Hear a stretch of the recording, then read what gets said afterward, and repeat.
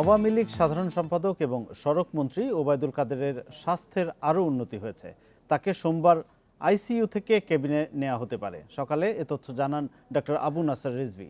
সিঙ্গাপুরে তিনি সাংবাদিকদেরকে জানান, ওবায়দুল কাদের চিকিৎসক এবং পরিবারের সদস্যদের সঙ্গে স্বাভাবিকভাবে কথা বলেছেন।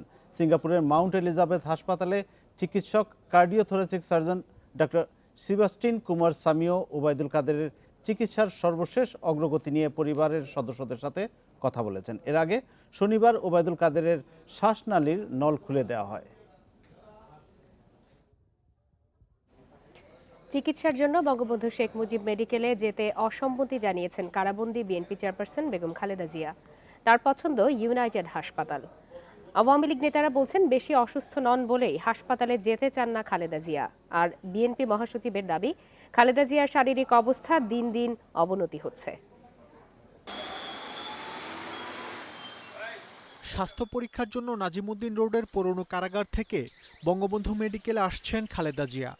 এমন খবরে কারাগার থেকে হাসপাতাল পর্যন্ত নিরাপত্তা জোরদার করে পুলিশ। প্রস্তুত করা হয় কেবিন ব্লকের 621 ও 622 নম্বর কক্ষ। অপেক্ষায় থাকেন মেডিকেল বোর্ডের সদস্যরা।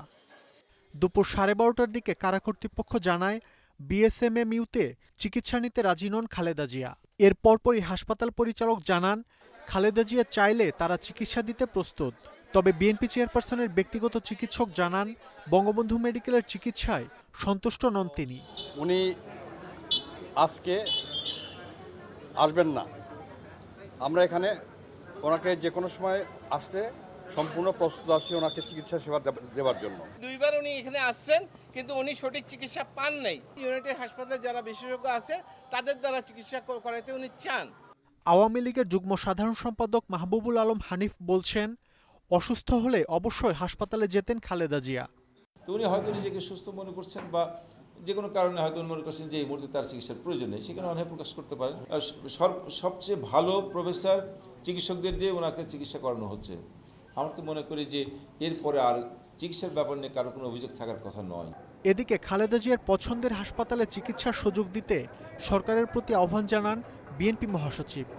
তিনি এত অসুস্থ যে তিনি এখন সোজা হয়ে বসতে পারেন না, তাকে আলাদা সাহায্যকারী দরকার হয় যারা তাকে বিছানা থেকে তুলতে হয়। 1 বছরেরও বেশি সময় ধরে কারাবাসে দল ও পরিবারের দাবির প্রেক্ষিতে 2 বার বঙ্গবন্ধু মেডিকেল বিশ্ববিদ্যালয়ে খালেদা জিয়ার স্বাস্থ্য পরীক্ষা হয়। মাহমুদ শরীফ, ইন্ডিপেন্ডেন্ট নিউজ, ঢাকা।